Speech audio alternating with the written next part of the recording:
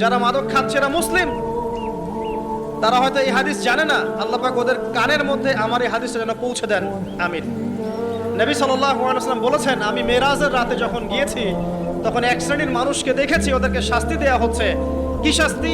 জাহান্নামীদের রক্ত এবং পুঁজ ওদেরকে খেতে দেয়া হচ্ছে।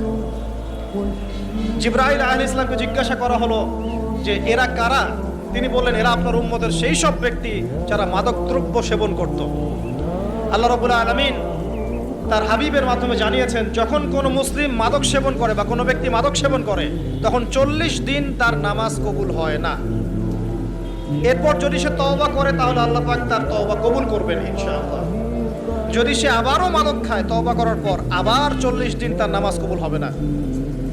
যদি সে আবার তওবা করে আল্লাহ পাক আবার তাকে মাফ করে দিবেন। যদি সে আবারও মাদক খায় আবার 40 দিন তার নামাজ কবুল হবে না।